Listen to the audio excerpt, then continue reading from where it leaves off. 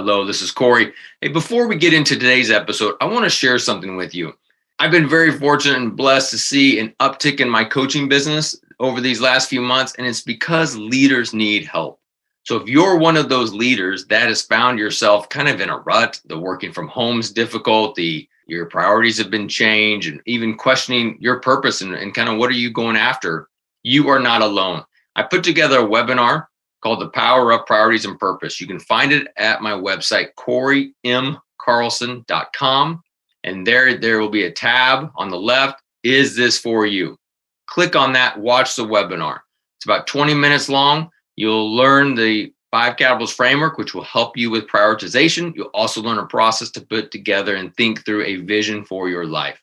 And so I want you to check that out as a kind of a blessing and a go forward to see if it helps get you moving. And if you want further information, then we can talk about a coaching program.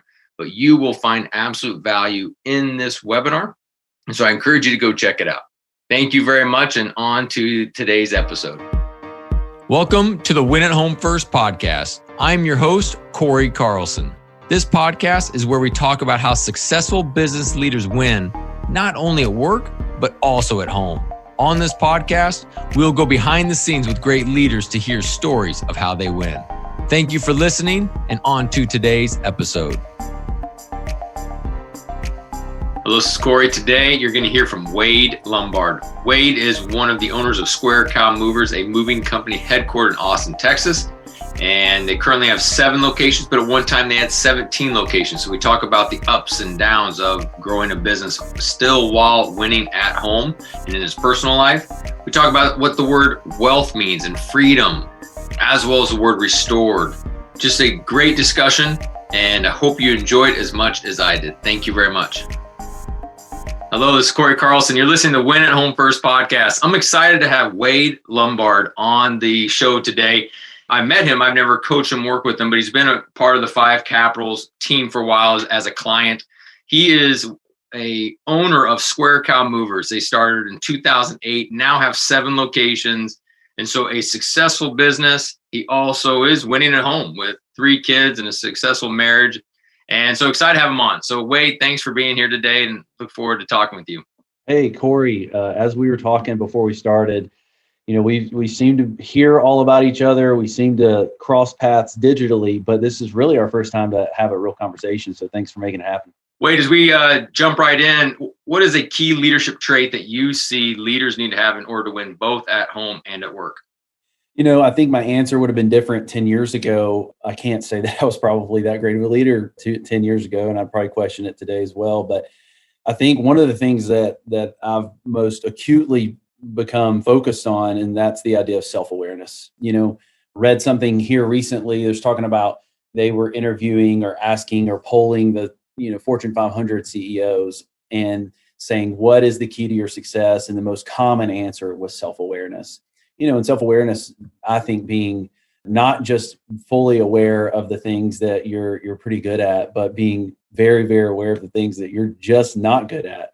And then your ability to kind of navigate those things and putting yourself in a position to do the things that you've been gifted to do.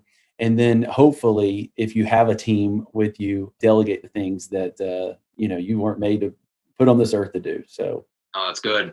How are you growing in self-awareness? Self-awareness is one of those things. It's a muscle that you work, right? And it's like so many things in life that aren't that fun, like working out, that it hurts to do it.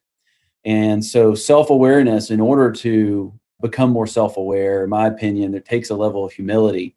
Probably not something, my Enneagram number is naturally, attuned to, but it is necessary to be humble in order to be self-aware.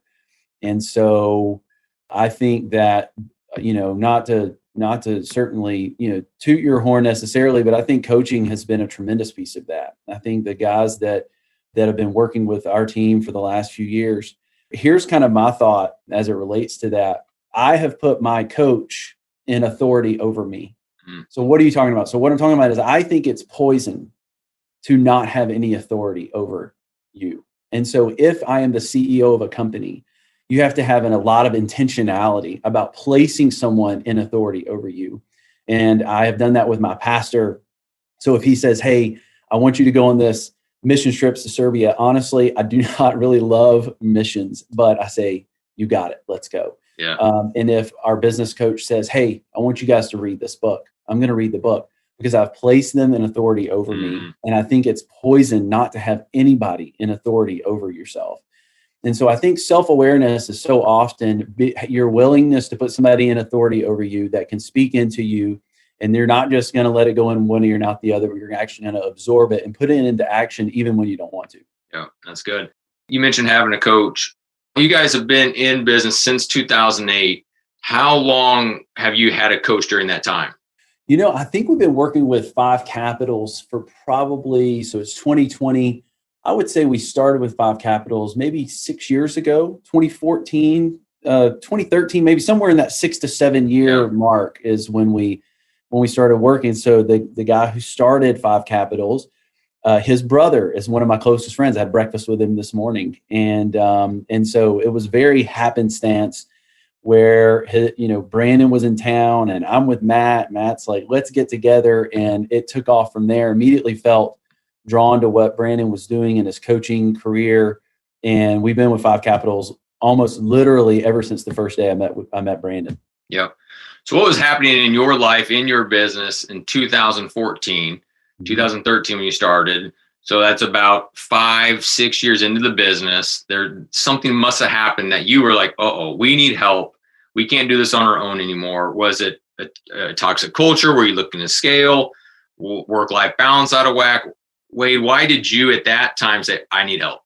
So we had spent we started in 2008, the worst year since the Great Depression to start a business, especially one tied to housing. So that's when we launched into this business.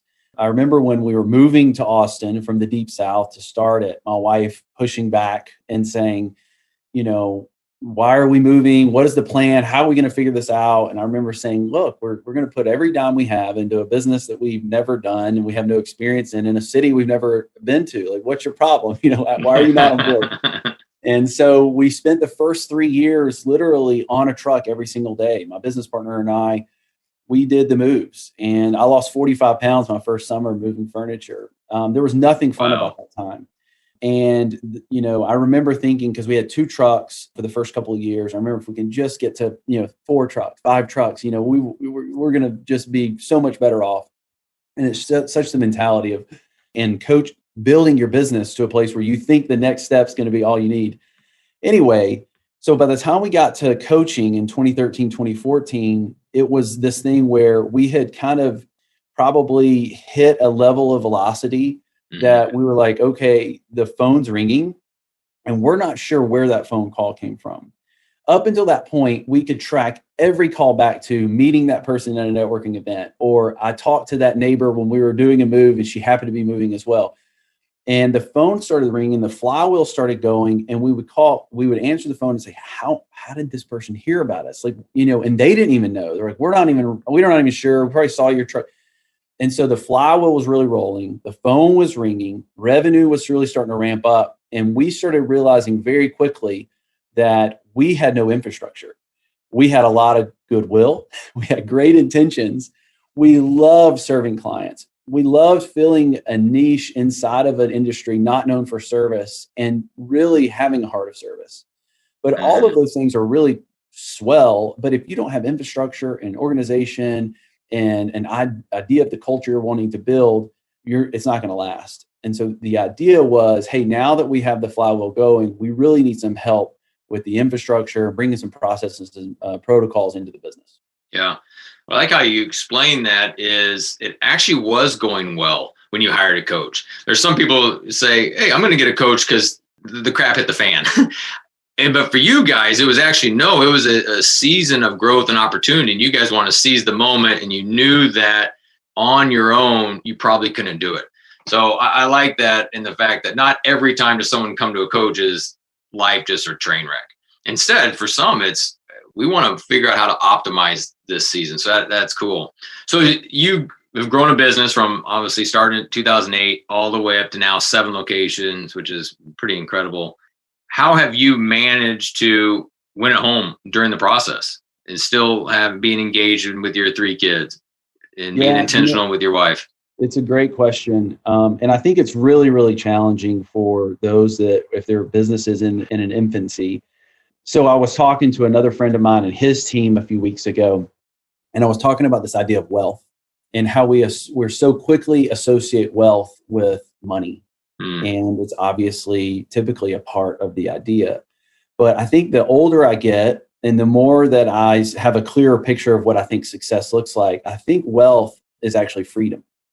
And I think the more that I grew my business alongside my business partners and our team here, the more I experienced freedom. So financial freedom is fantastic, and you can't, Right. it's so difficult to achieve it. But I think the freedom of time is really, honestly, the biggest advantage that a business owner or business leader has. How much can you get done in a handful of hours so you can escape the office and you can leave it to your team to take care of, so you can win at home? And so much of the work I feel like we've done over the last 13 years has been to get to this place where we say, hey, we built this team and we built this business so we can experience freedom.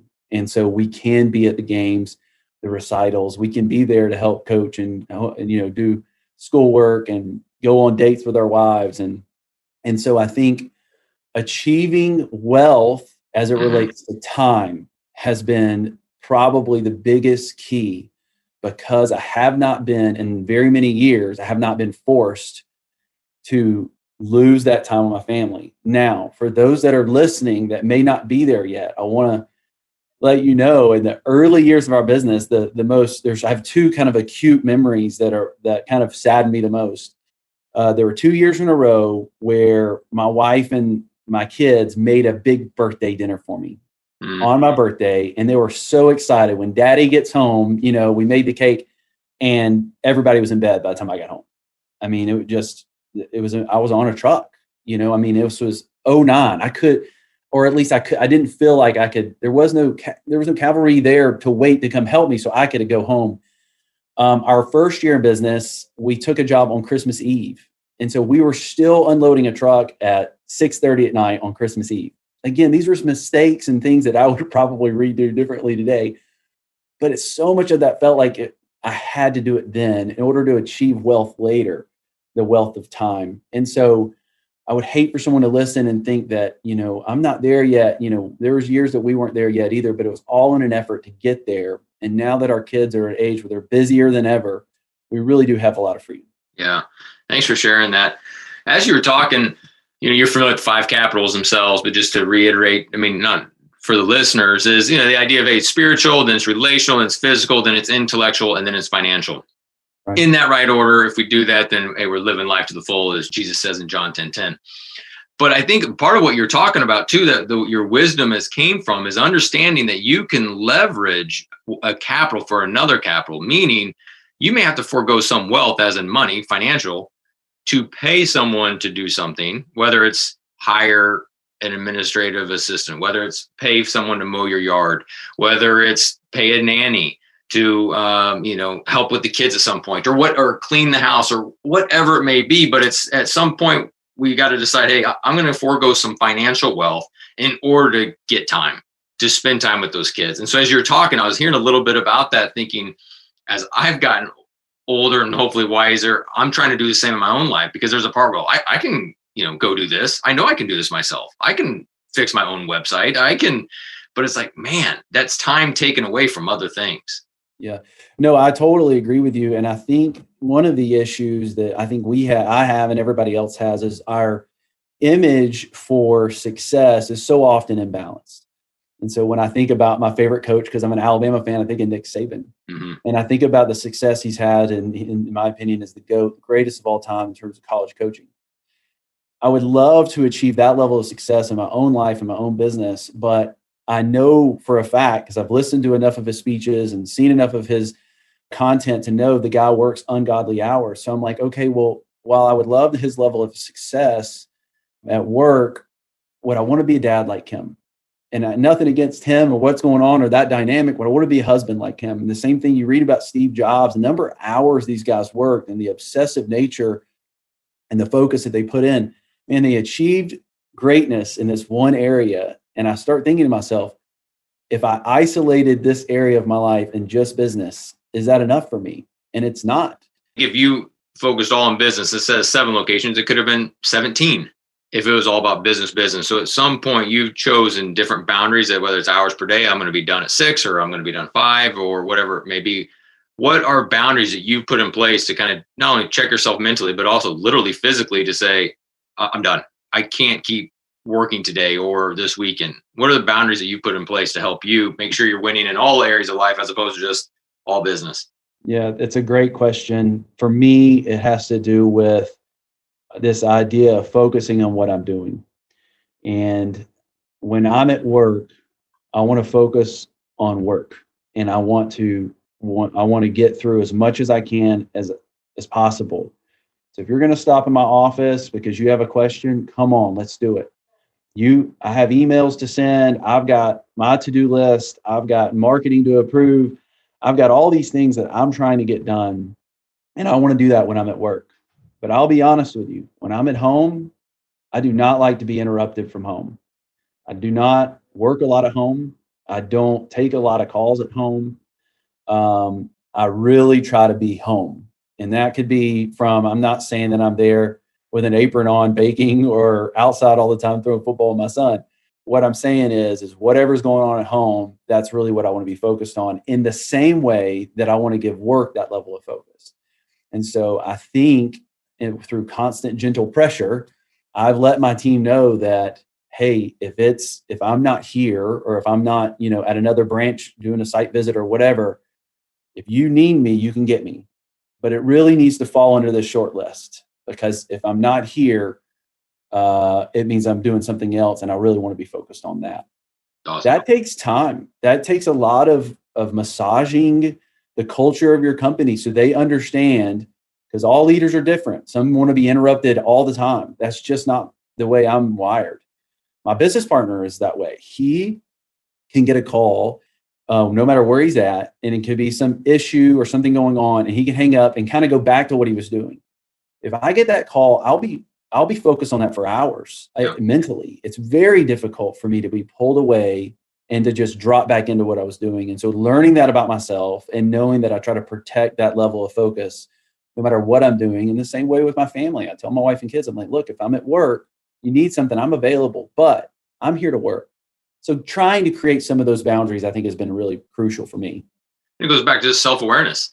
Yeah. As you mentioned, knowing what will allow you to get the most done during a workday. So, I've gotten better at blocking out time for the day. So, hey, this is going to be 1 hour from 9 to 10. It is writing. I'm going to be writing. And then, maybe it's from 2 to 3, it's business development. But blocking out time, because I used to try to multitask and just do a little bit all throughout the day. And I remember reading an article that says multitasking is like working if you're stoned, where you are so just not in there, that the studies showed that the person multitasking was getting as much done as a person stoned. So I've always kind of thought about that article, trying to figure out, hey, I need to work a little more efficient today. But the more efficient we are during the day, then we can cut out at the end and be present where we are present. But I also recognize that as threes, it comes naturally to us. Being efficient is a natural kind of outcome of the way I'm wired. And so I will say it can be a curse for me, because I'll judge others in their inefficiency constantly. And B, I will be quick with conversations that I should linger in. I can blow past people who need something from me because I'm so focused on what I have to get done. And so I really do have to be self-aware, and I really have to watch myself, because my efficiency can get in the way of the softer side of being a leader as well, which is, a big part of being a leader. So that's something I definitely have to watch for. Thank you very much for listening to today's episode. I hope you are enjoying it so far. Before we go back to the rest of this episode, I want to share with you my book, Win at Home First. Some of you have read it, so thank you very much. For others of you, you have not. And I encourage you, if you're looking for a resource to help you with these times of your work is now in your home and your home is now in your work, and what this looks like, this book is being helpful to many leaders like you.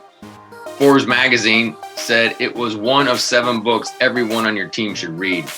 And the book is broken up into 4 different sections to help you. First is about you, understand who you are. The second is marriage and ideas and tips to help with your marriage. Third is parenting. And then last is work. So these 4 different sections to help you recalibrate during this time and to help move forward. So if you are needing additional resources, I encourage you to check out my book, Win a Home First. It is available on Amazon as well as Audible. And so on to the rest of the episode. Thank you very much. You've been working with 5 Capitals for the last 6 years. You said, what has been one of your biggest takeaways? The biggest thing, whether it's the content, it's the coaching, what has helped you the most as a leader? I think so much of it comes back to this intuitive nature that everybody I've worked with at 5 Capitals has. So this is kind of a roundabout answer to your question. So often when we've been coached, we think we know what our issue is. This goes back to the arrogance of every business owner. We are so sure and confident that we have this problem right here. And it's through coaching that we realize that this may be a symptom, but that's not the problem. And the intuitive nature of a coach and an outside perspective and the fresh eyes and the ability of the 5 Capitals specifically to listen to what's going on in our business and then kind of intuitively lead us to the path of, hey guys, no doubt that's something you need to focus on, but really over here is at the core of the issue. And us start attacking this thing, the right thing, has been tremendous. I asked myself the question, would we have ever gotten there? But B, we definitely would have taken longer to get there. Mm-hmm. And so having someone who is intuitive, and I use that word repeatedly because it's so important. I've been so impressed with Brandon and Tim and their ability to listen and then really, really guide us by any kind of the Socratic method by asking questions towards this thing that we weren't expecting. And we walk out and we're like, who even knew that's where we were going? And it being really the right direction for us. Yeah, well, that's good. On the outside perspective, I hired a coach myself just to continue to learn. And it was in April. When I hired him, part of the process was reach out to your clients and ask some of these questions. Just get to understand why they want to work with you. So I did that, Wade, and I was like, well, is it because we incorporate faith? Oh, that's kind of nice. I mean, I've grown closer to God. Is it because it's kind of this win a home first idea? I'll talk about home as well. Yeah, that's kind of nice. I'm a little more intentional at home. Is it the content? Yeah, that's nice. It's the outside perspective. I was like, what? Oh, that's what everyone said. It was all the outside perspective. And it's because leadership is lonely at the top. Yes. And it's just having this idea of someone to bounce ideas with and maybe share some of your fears, or I don't know if I want to do it this way, and just bouncing off. And I think that's it. So for anyone listening, it's not a plug for 5 Capitals, but do you have outside perspective in your life? Because the devil will take the lone wolf out and we can get in our own head of either fear or our own head of egotistical success. Mm-hmm. And without that outside perspective, whether it's a coach, a board of directors, a strong mentor, then definitely can go the wrong direction. So that's good. It's interesting that you said the exact same thing. Well, and I think it's, at first, the first maybe 2 years of being coached, we would, all right, what do you have for us? We get to our coaching session and he totally drove all the information and content and direction. And here we are 6-7 years in, and I will email our coach a few days before and say, hey, we need to talk about these few things. The knee-jerk reaction is, hey, we got to take this to our coach. This is big enough to take to the coach. And we start helping them know what's going on instead of them, driving the train. And really when you get that knee-jerk reaction of bringing them into every situation that kind of rises to that level, it just makes it that much more successful. Mm-hmm. In Enneagram number 3, we talk about image, we joke about that, we talk about achieving. Obviously, your growth from 2008 to now, it's from the outside, it's awesome. 7 locations, but I know it has not been smooth. There have been ups, there have been downs, there have been days you're ready to pull your hair out and just like, what the heck am I doing? So as a leader of your family, as a leader of the company, how have you navigated those valleys? So it's the most difficult part. We hired a manager recently to run our Denver location, and he has 16 years of experience in our industry. And we brought him down to Austin, and we're talking to him about our culture. We're taking him through what we call Cal culture and kind of what we're about. And we're talking to him about planning for the Calference in February. We're just really just loading this guy up with our all your who we branding. are. And we're asking about, so kind of what happened with your last job. And he was let go during COVID.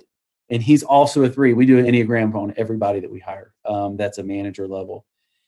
And he starts talking about spending 16 years with this company and then being let go. And here's this guy's in his late 40s. He's, wife and, children, and, and he starts choking up. Like he starts getting like crying.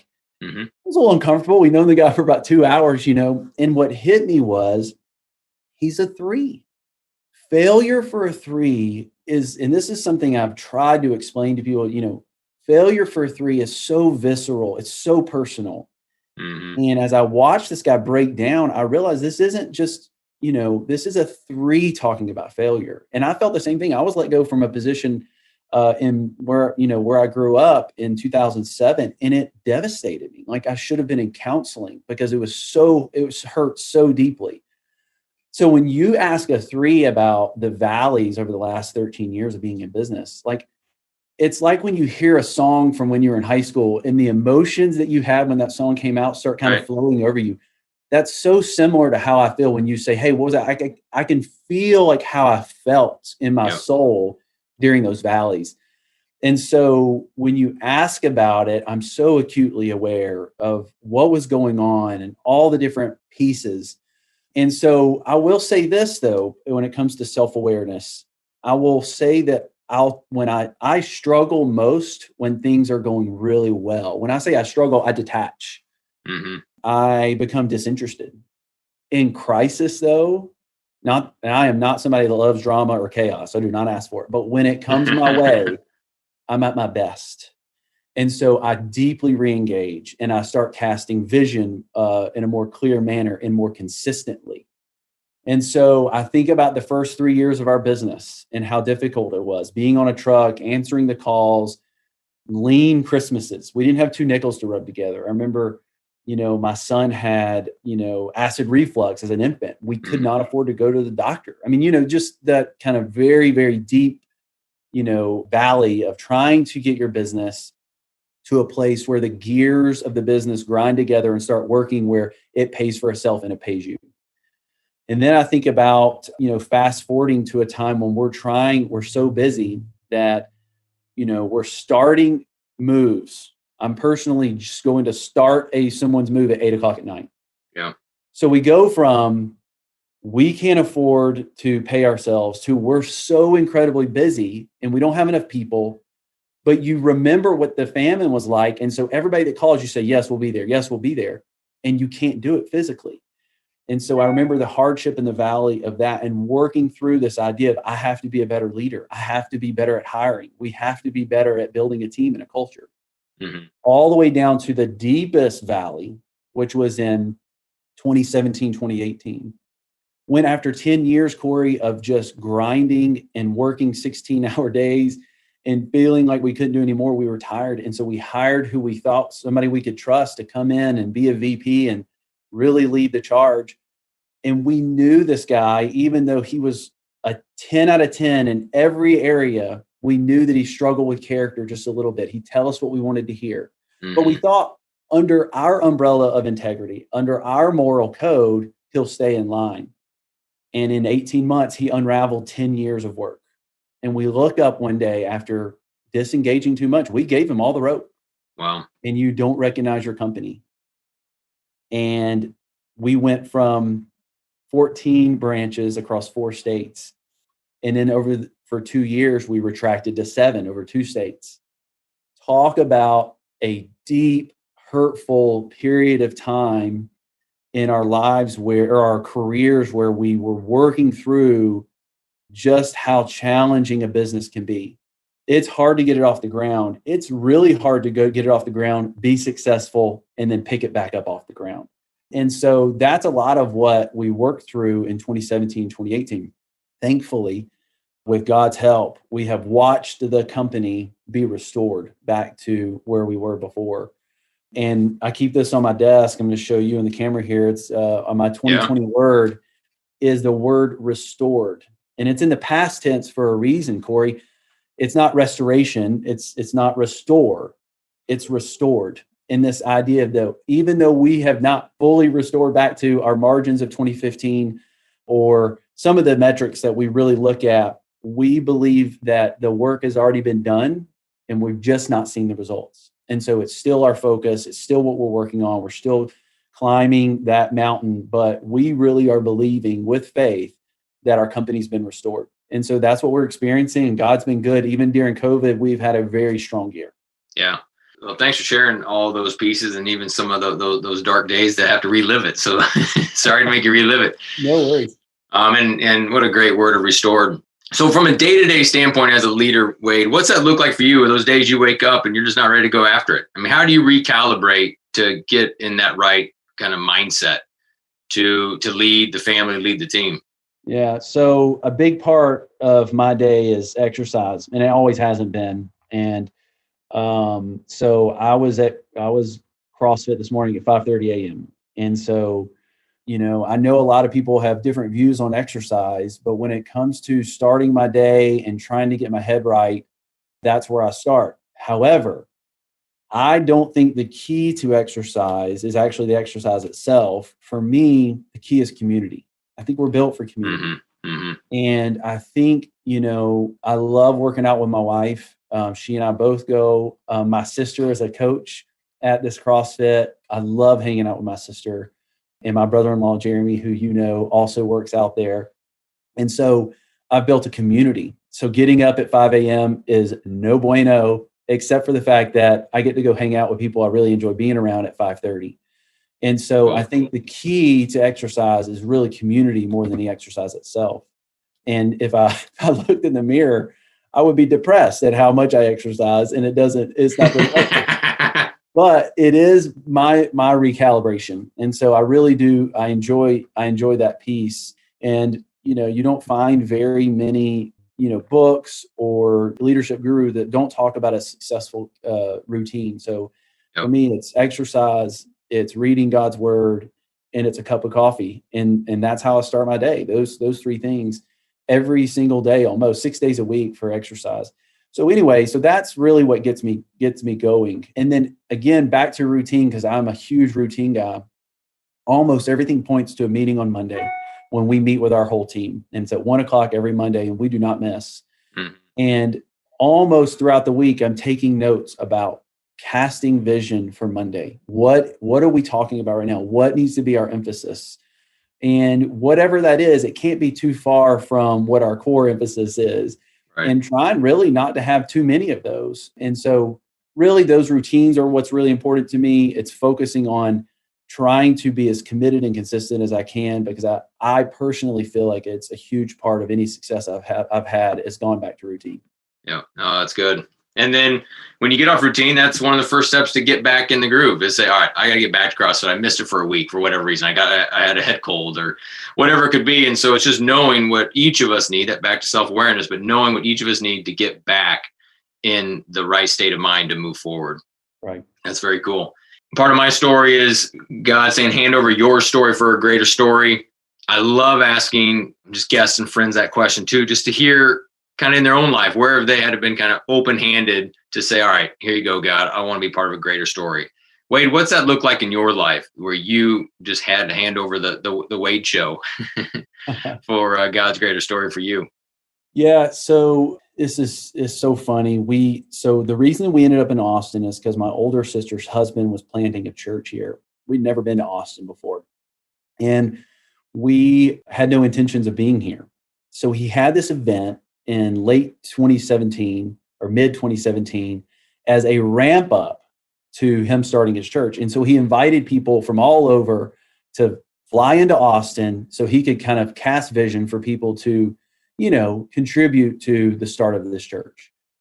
And at the end, he rented a big bus and we toured Austin and he showed us the sights. And at the end of this tour, 2 or 3 days, he did his pitch for people to literally move to Austin. And I remember my wife looking at me and mouthing to me like, we are not moving there. Like this is not happening, and this idea of, and I was in agreement with her. We have no intentions of moving here. We want to support my sister and her family, of course. And it's so often what happens is we think we know, and then you're put in a position shortly thereafter where you are handing the reins over to God. And I think about the idea of what if we would have stayed in the Deep South? What if we would have stayed in Birmingham? How differently our lives would have looked, and how much more I'm working within my gifts here than I was there. How miserable I was there because I wasn't working within my gifts.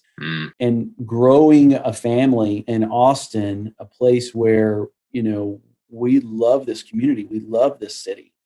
And so we couldn't necessarily say that before. And so God had this plan for us, but it takes this very, very challenging time in your life, this season where you just say, okay, God, you know what? I choose obedience over my plan. And so that would be my best example. That's a great example. And it's just being open-handed for what God has for you. So it's 2017, so 3 years ago? Oh, sorry, 2007. 2007, yeah, 2007. Okay. Yeah, got it. Yeah. Well, that is so cool. I could keep talking, Wade. This is fun, but I know we've got to. You got to go. You probably got to, help lead the team, get some people moving.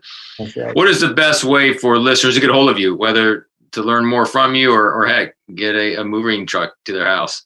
Yeah. So the easiest way, honestly, is just to jump on our website. It's squarecowmovers.com. So that's the shape, the animal, and 2 O's in movers. You can put 1 O, it'll still get to us. And that's the easiest way. My email is wlombard@squarecowmovers.com. You can find me on LinkedIn and all the social media, and same with our company. Mm-hmm. We want to serve as many people as we can, and we want to do it at the highest possible level. One of the things that when we got started with our business, somebody helped us get started that we didn't know anything about this particular industry. And we said, hey, let us pay you a consulting fee. And he said no.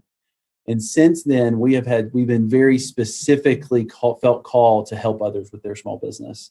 And so beyond just if you need to move, if anybody ever needs help, they have a question, we specifically feel called to help other people. And so we would love the opportunity to help answer that question or anything they may need. That's awesome, Wade. Well, thank you. Well, thank you so much. And I appreciate the conversation. Hey, Corey, it's been awesome. Thanks for having me on. I want to thank you for listening to my podcast, Win at Home First. I am so grateful to hear from listeners like you that this content has been helpful. So now I would love for you to pay it forward. I want to get this message in the hands of more listeners.